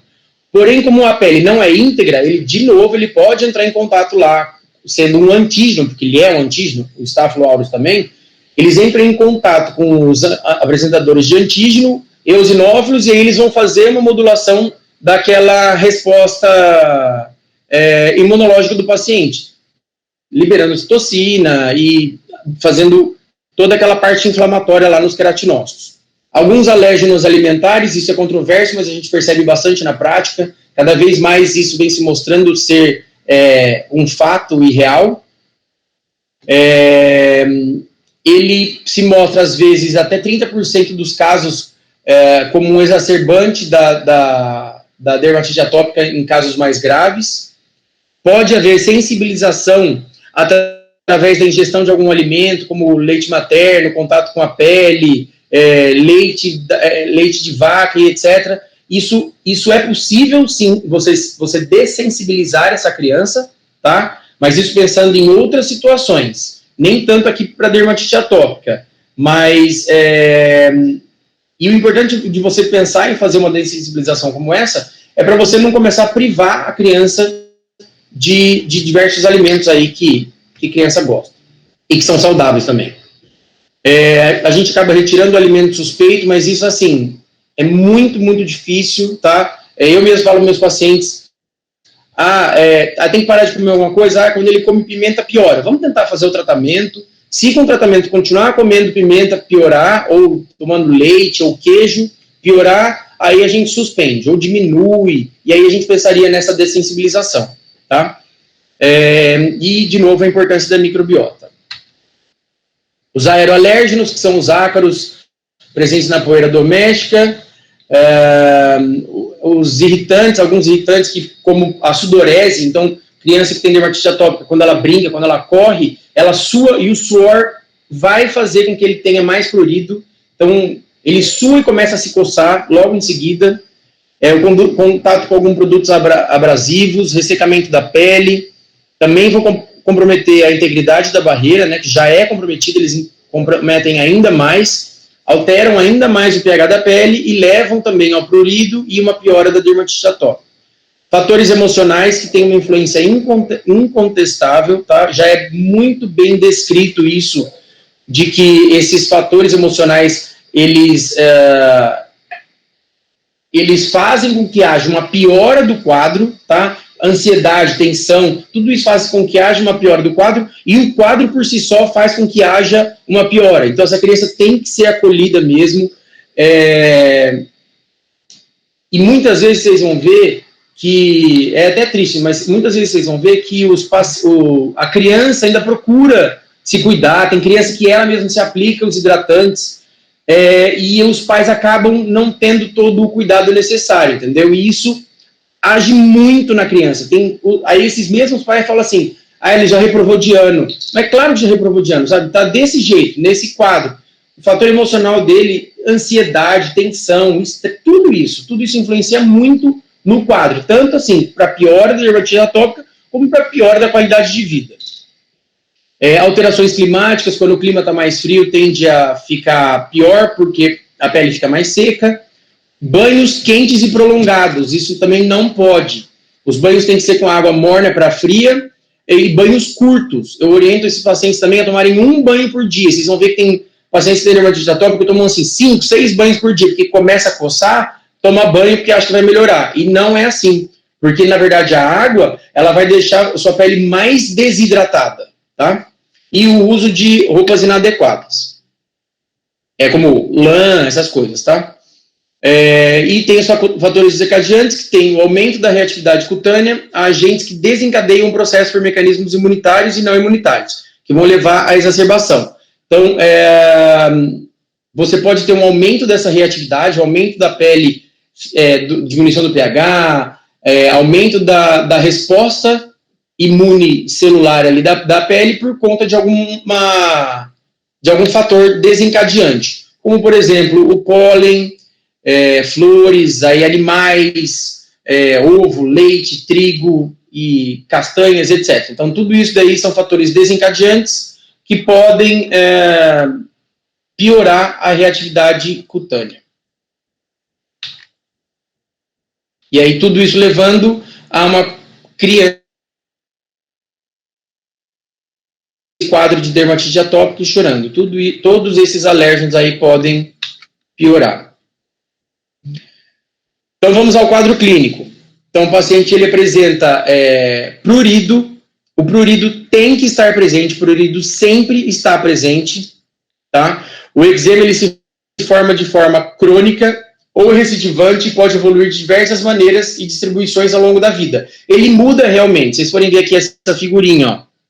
Na criança, é mais comum essas lesões na face, lembrando que elas se apresentam de forma crônica, mas elas podem evoluir de maneiras do tipo, ela pode evoluir e ficar migrando entre o subagudo e o crônico. Então, ali, você tem lesões na face, você tem lesões aqui no tórax, na região clavicular, na região dos braços, nas pernas. Já na adolescência, o mais comum seriam nas áreas flexoras, como pescoço, na fossa antecubital, na fossa poplítea e nas mãos. E já nos adultos ele tende a ser mais distal. Pode ter outras apresentações, mas o mais comum é que tenha, principalmente nas mãos, nos pés e no pescoço. Tá? Então, a distribuição são características, foi isso daí que eu falei. Raramente começa antes dos 3 meses de idade, geralmente é depois, e pode começar bem cedo mesmo. Algumas apresentações importantes. O início da doença é precoce, então ela geralmente começa cedo. Então, a mãe vai falar, nossa, começou desde sempre. Desde pequenininho já tinha isso daqui, já apareciam essas lesões. E por ser uma coisa, é fácil fazer o diagnóstico e que, sei lá, acredito que todos tenham isso em aula da faculdade, é uma coisa que deveria ser muito, muito melhor abordada em outros lugares, porque é muito fácil de você tratar e diminuir aí as comorbidades dessa criança. Sempre lembrar do histórico familiar ou pessoal de atopia. A IgE elevada, ela pode ajudar você, porque tem aquele sistema imunológico, né, mas apesar de que o IgE, ele pode também confundir, porque ele pode estar presente em outras situações, e a xerose cutânea. Vocês vão ver, assim, uma pessoa que tem dermatite atópica, quando você olha para a pele dela é ressecada, ela tem uma pele seca mesmo, tá? Vocês vão ver aí, vocês têm 20 e poucos anos, quando vocês olham a pele tem um brilho. Você pega uma pessoa um pouco mais velha, a pele já começa a ficar mais ressecada. É a mesma coisa crianças com dermatite atópica. Na face é a mesma coisa. Essas crianças têm a pele seca mesmo, bem ressecada. Então aqui são o quadro, tá vendo? Em crianças mais novas, em RNs, essa apresentação aqui na face, pode fazer diagnóstico diferencial com outras doenças? Sim. Pode ter infecção secundária associada? Pode. Porém, olha aqui, é muito a localização característica. E é isso aqui que vocês vão ver, a criança está se coçando o tempo todo, ela só se coça. E aí isso acaba tirando a atenção dela de outras coisas, porque coça muito, tá? Então, são placas eritematosas, eritemato descamativas, eritemato liquenificadas e descamativas, tá vendo? Professor, posso fazer uma pergunta? Pode. A queratose pilar, ela se apresenta dessa maneira também, só que não tem prurido? A queratose pilar é uma outra doença, tá? E ela pode estar associada, inclusive ela é bem comum, associada na dermatite atópica. A localização preferencial dela é na face posterior, face lateral dos braços, tá? E ela não apresenta prurido. E ela não é exatamente desse jeito, porque ela não é eritematosa, ela não se forma, não é um eczema crônico como a gente vê aqui. Aqui você vê um eczema esse aqui é um eczema crônico, aqui você tem um eczema subagudo, aqui um eczema subagudo, aqui também, aqui crônico também. Na ceratose pilar, não é o eczema, são pápulas, micropápulas pustulares ou micropápulas que são, na verdade são micropápulas de queratina, tá? Porque é uma alteração da queratina da pele e que pode cursar também, está presente na dermatite atópica. Pronto? Alô? Obrigado, professor. Nada. Aqui já mais em adolescentes, lembrando as principais áreas aqui, fossa poplítea, fossa antecubital e nos tornozelos, em áreas de dobras. Pode ser extenso? Pode. Aqui já é uma dermatite atópica grave, dermatite atópica grave, essa daqui também. Pode se apresentar sim, claro. O mais característico é essa. Você pode ver que essas crianças aqui, elas vão ter lesões nessas áreas também, tá? Então, assim, é que psoríase vocês vão estudar só no ano que vem. A psoríase, ela faz uma lesão mais ou menos parecida, só que ela pega joelho e cotovelo. A dermatite atópica é fossa antecubital e fossa poplítea. Às vezes, você não consegue nem ver a lesão, tá vendo? Aqui você tem um eczema crônico e mais uma placa eritematosa, tem uma liquenificação, mas é um pouco mais discreto do que esse, por exemplo, bem mais do que esse daqui, que está nessa fase subaguda. E às vezes, você não consegue identificar a lesão, tá? Porque ela é bem discreta, você vê só mais uma liquenificação, não tem tanto eritema, mas na hora que você está conversando com esse adolescente e ele começa a coçar na fossa antecubital, não pense em outra coisa, mesmo que não seja a queixa dele naquele momento. Você pergunta, você tem muita coceira aí? Eu tinha mais, então, tenho de vez em quando, às vezes. Porque para eles isso é uma coisa normal, tá? Isso é ruim, porque isso eles viveram a vida toda assim, então para eles é normal. Eu tenho muitos pacientes que chegam, olha, sei lá, pacientes que chegam assim, quase desse jeito, sem tanta essa lesão subaguda, eles chegam no consultório e fala, eu pergunto, mas você não está se coçando? Ele falou assim, eu tô, mas tipo, tô usando hidratante, então tá melhorando, mas tá coçando. Eu falei assim, mas olha o tanto que você tá grave. Ele falou assim, imagina, desse jeito eu tô ótimo. Você tem noção de chegar e falar que isso daqui é um ótimo? E aqui nos adultos, pode principalmente na face, né? Pode cometer outras áreas, aqui repete inclusive a foto, pode cometer outras áreas, mas principalmente nas mãos, face e na região do pescoço, tá? Bilateral.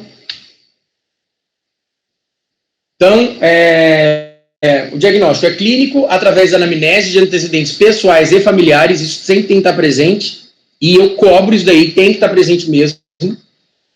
A morfotopografia das lesões, a presença de prurido e cronicidade.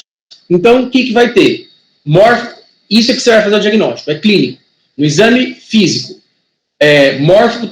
morfotopografia das lesões. As lesões têm suas características, têm locais típicos. Presença de prurido vai estar lá e vai estar presente e às vezes fica melhor, às vezes fica pior, mas tem. E cronicidade.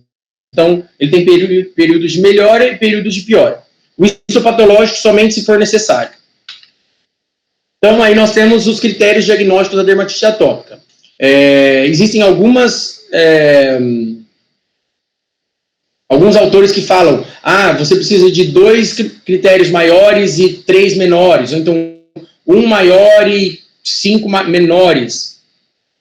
Só que geralmente todos eles vão estar presentes, tá? Então, nós vamos usar como critérios maiores o prurido, sendo o principal critério diagnóstico, a morfotopografia das lesões, a localização delas, fossa antecubital, poplítea, tendência à cronicidade, recidivas frequentes e antecedente pessoal e ou familiar. E os menores são todos esses aqui. Quer ver que tem até, queratose pilar aí que me perguntaram. Tá? Então, ela é um dos critérios menores do aparecimento dessa ceratose pilar. Aí nós temos diversos outros critérios menores e que vocês precisam saber.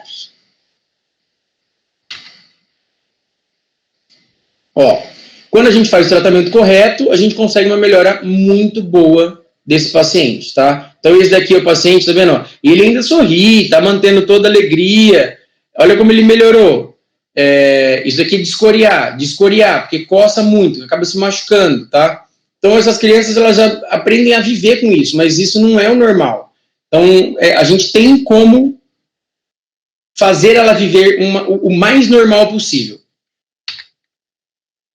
Passando, então, para o eczema seborreico ou dermatite seborreica. É uma doença de causa desconhecida, o curso é crônico, também com fase de aquamia e crise, então ela é uma doença inflamatória de curso crônico com fase de aquamia e crise. Tem predisposição individual, tem uma hereditariedade e é mais comum no sexo masculino. Pode acontecer em qualquer idade, só que é mais comum em idosos, em pacientes que têm HIV, pacientes com diabetes ou com doenças neurológicas. Então, vocês vão ver também, quando estiver passando na psiquiatria, que muitos pacientes lá, eles têm essa dermatite seborreica. Às vezes nem sabe, nem é tratado, mas tem. Obesidade e o alcoolismo. Tem a participação do fungo, que é o Pityrosporum ovale. Esse Pityrosporum ovale é a forma comensal do fungo, tá? Que ele habita a pele de algumas pessoas, como eu já falei. Eu tinha falado, na verdade, da Malassezia furfur. Só que a Malassezia furfur, ela é a forma patogênica do fungo. Então, o Pityrosporum ovale é o fungo que recebe o nome de Malassezia furfur, uma vez que ele começa a apresentar lesões. Ele causa algumas lesões. E de algumas bactérias. E pode fazer infecção secundária. Tem uma prevalência muito elevada das formas discretas. Pelo menos 3% da população geral apresenta as formas mais intensas. Então, as formas discretas são muito, muito comuns. Fatores predisponentes. Higiene precária, não necessariamente, tá? Higiene precária, hospitalização e doenças graves contribuem para o agravamento. Fatores favorecedores para a exacerbação. Calor, transpiração, umidade, uso de roupas que retêm sebo ou suor, roupas apertadas, alimentação hipercalórica, alimentos condimentados, álcool, estresse e fadiga. E tem várias outras coisas que podem favorecer a exacerbação também, tá? Mas esses aqui são alguns deles. Para quem tem dermatite seborreica, sabe que realmente é isso aqui. Desculpa. Sabe que realmente é isso aqui, e você tem sempre uma piora quando entra em contato com algumas dessas situações. E tem infecções secundárias por outros fungos ou por bactérias que são frequentes também. Clinicamente, tem esses elementos morfológicos característicos porque tem essa distribuição típica, tá? São áreas onde tem um grande suprimento de glândulas sebáceas, como, por exemplo, couro cabeludo, retroauricular, porção central da face, porção mediana do tórax, então central, pega aqui parte da sobrancelha, principalmente medial da sobrancelha, sulco nasogeniano, que é aqui, para quem usa barba, na barba, e mais, retroauricular, auricular e no tórax, tá? As lesões, elas são placas eritemato-escamosas. A caspa, ela é uma descamação, que é a descamação visível do couro cabeludo, ela é uma das manifestações. Então, você tem, quando você vai examinar um paciente, você pode não necessariamente apresentar o eritema, porque isso depende muito, inclusive, do shampoo que o paciente utiliza. Só que tem pacientes que chegam lá e falam assim, nossa, meu couro cabeludo está coçando demais e tem caspa. Você vai ver, caspa é uma das manifestações da dermatite seborreica. Então, caspa, dermatite seborreica. Ó, quadro super típico de dermatite seborreica. Vai apresentando essas placas eritematosas descamativas. Tem pessoas que falam que elas ardem, tem pessoas que falam que coçam. Às vezes essas casquinhas aqui, elas se tornam, essa descamação, ela se torna mais aderida à pele, e aí o paciente cutuca ela, porque é difícil, então ele tira mesmo ela com a unha, ou com alguma coisa, e aí acaba sangrando no lugar, porque ela estava aderida, bem aderida mesmo à pele, tá? Olha como a pele começa a ficar alterada, tá vendo, ó? Isso aqui não é só do envelhecimento, tem todas essas alterações aqui nos sulcos, nas linhas, ó, tá vendo? Que ela tem uma tendência a cronificar, logicamente, mas a gente trata e ela tem esses períodos aí. Olha aqui no sulco nasogeniano, nariz, ó, aqui perto do mento e a caspa no couro cabeludo. O eczema numular, ou dermatite numular. Ela acontece em qualquer idade, mais frequente em adultos, não tem predileção por sexo. Origem desconhecida, provavelmente associada a múltiplos fatores desencadeados, mais comum em bacteriano, mas pode ser desencadeada por dermatite de contato, por algum produto que utilizou, medicação, etc. Discute-se também a participação de fatores emocionais. Ela tende a piorar no inverno, com a pele seca e o uso de sabões. A manifestação clínica principal são placas redondas ovais, numulares. Então, são placas redondas ovais, porém numulares. Por isso que recebe esse nome de eczema numular. Lembrando lá na aula de lesões elementares que eu falei que numular é de moeda. Então, ele se assemelha a uma moeda. E eu vou mostrar para vocês como realmente parece, tá? Pode ter a presença de pápulas e ou vesículas medindo menos de 1 centímetro de diâmetro. Pode ser um pouquinho maior. O ressecamento das secreções resulta em crostas que podem infectar-se, assumindo uma cor amarelada. Então, aí você tem uma infecção secundária associada. As lesões são múltiplas, atingem membros superiores e inferiores e são assimétricas, não tem do mesmo lado, igual é na dermatite seborreica, igual é na dermatite atópica.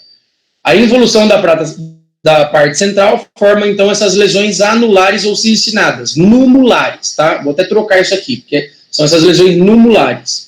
E os surtos, eles duram semanas a meses, e com recorrência através dos anos. Então, quem tem isso daqui nunca teve diagnóstico, a gente faz diagnóstico, a pessoa pode ter mais vezes.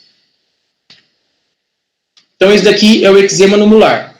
Ele pode ser único, pode ser uma lesão única, como é, e pode ser múltiplo, como esse, tá vendo? Ó, tem várias lesões. Olha como se assemelha realmente a uma moeda.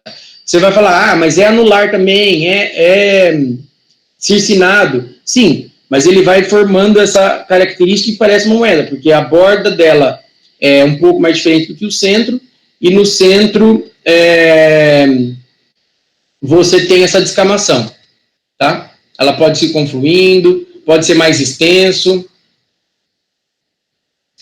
Isso daqui vai fazer diagnóstico diferencial com 1 milhão de coisas, tá? Muitas coisas. O importante vocês saberem do eczema numular é, olhando ele, vendo que não tem características clínicas aí de um carcinoma basocelular superficial, por exemplo, que poderia parecer, porém só que olha como isso aqui é redondinho.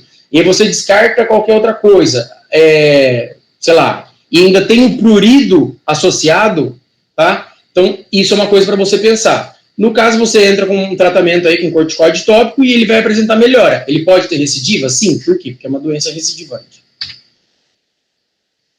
Acho que tem mais essa uma. Um eczema de estase ou dermatite de estase. Então, é a doença crônica das pernas. Ela é decorrente da estase venosa nessa região. Acontece em adultos e é mais frequente em mulheres. As manifestações clínicas são, o que é característico é a coloração vermelho acastanhada, que a gente chama de dermatite ocre, pela insuficiência circulatória de retorno, que é típica das varizes. Então, você vê ali já numa perna de um paciente mais idoso, principalmente mulher, que tem a presença ali de algumas varizes, e tem, às vezes, já ou não, um diagnóstico de uma insuficiência venosa ou vascular, e começa a apresentar essa coloração vermelho acastanhada, eritema acastanhado. Localiza-se no terço inferior da perna. Na fase aguda, ele é um processo vésico-secretante, então ela vai formar algumas pequenas vesículas, mas principalmente vai ter secreção daquele local, vai sair exudato de toda aquela placa, e na crônica predomina a liquenificação. Infecção bacteriana é comum, celulite erisipela muito comum, úlcera crônica e sensibilização. A distância pelo uso dos agentes tópicos. Então, se você usa algum agente tópico ali, você pode fazer sensibilização em outro local, como eu já falei lá da dermatite de contato ID. Com a persistência do ciclo vicioso, eczema, úlcera, celulite, linfangite e erisipela, e isso é um ciclo vicioso, porque ele tem essa insuficiência venosa, você vai ter uma fibrose, uma dermatoesclerose e então uma elefantíase da perna. Aqui, ó, dermatite ocre, mas é um eczema de estase, tá? Ó, eczema de estase. A dermatite ocre é quando ela começa a ficar mais pigmentada aqui. Então, aqui um eczema de estase, ó, numa fase crônica, numa fase mais subaguda evoluindo para crônica, talvez aqui tenha exulceração e vesiculação, saída de exudato, ó, é mais fácil de fazer úlcera, tá? Então, essa daqui é uma dermatite de estase sanguínea, no caso. Por fim, o eczema desidrótico ou a desidrose. Isso é muito, muito comum. Vocês vão, gente daí já vai ter tido, ou conhece alguém que tem, e está muito frequente agora também para quem tem, para quem está usando bastante álcool em gel. Ele é caracterizado por um eczema recidivante, então é um eczema agudo, recidivante, constituído por vesículas e bolhas. Não precisava nem ter falado que era agudo, né? Porque tem vesículas e bolhas, vocês já se ligaram que é um agudo. Nas palmas e plantas. As causas mais comuns são focos fúngicos, bacterianos e alérgicos. Por exemplo, um contato, uma dermatite de contato. Ou ingestão de drogas, uma farmacodermia, tá? Esses aqui sendo os mais comuns. podendo associar-se também a doença cutânea generalizada. Então, você pode ter desidrose presente num paciente que tem uma psoríase extensa, que tem uma dermatite atópica extensa, porque tem alteração ali da pele daquele paciente. As infecções fúngicas agudas, elas podem causar reação desidrótica à distância, que é o IDS, né? Reação IDS que eu falei para vocês. Então, se você tem uma infecção fúngica ou mesmo um contato, faz uma dermatite de contato, você pode apresentar isso à distância, num outro local, sendo que o foco inicial seria lá onde tem o eczema. Medicamentos, como a penicilina e antibióticos, também podem ser responsáveis. Então, tem um aparecimento súbito, agudo, recorrente, caracterizado por lesões vesiculosas estritamente limitado às palmas e às plantas. Ele, às vezes, ele pode pegar também, assim, a lateral dos dedos, tanto da mão dos pés, e começar a subir um pouquinho para os dedos. Mas não, ele é mais característico das palmas e das plantas, por conta das glândulas que nós temos nessas áreas, tá? Das glândulas écninas, apócrinas que nós temos nessa área aí, que faz esse suor. Então, são vesículas numerosas, isoladas, confluentes, não tem eritema, tá? Ela não tem eritema. Porém, o prurido está presente e coça muito. O que acontece você vai ver, ó, tem informação aí dessas vesículas. Às vezes, as vesículas já podem ter um conteúdo purulento. Isso coça que é o diabo. E aí, coçando, ele vai se transformando, aqui um eczema agudo, vai se transformando em um eczema subagudo e pode, por conta da evolução, evoluir para um eczema crônico, tá? Onde vai ter mais liquenificação, onde a lesão é mais seca. Mas é basicamente isso daqui. Às vezes, na maioria das vezes, quando os pacientes procuram a gente no hospital ou no consultório, ele já não tem mais essas vesículas, porque ela ocorre em ciclos também. Então, vamos supor, se for por conta de uma dermatite de contato, ele teve lá o contato com aquela substância, com aquele produto, e passou. E aí ele coçou, tentou passar algumas coisas em casa, mas continuou coçando. Só que essas vesículas, na hora que ele coça, isso daqui se rompe com facilidade, e aí sai uma aguinha de dentro, sai uma serosidade de dentro. E é assim que a gente pergunta ao paciente. Ele chega com a mão assim, ó, tá vendo? Aqui, ó, descamativa. Aí você pergunta pra ele, assim, como começou? Nossa, não sei, faz não sei quanto tempo, tá coçando demais, eu não aguento mais a coceira, eu já passei de tudo. Assim, quando começou, eram umas bolinhas de água, e que quando você coçava, essa bolinha estourava e saiu uma aguinha de dentro? Nossa, exatamente isso, desidrose, tá? Esse é o jeito popular de você conversar com o paciente.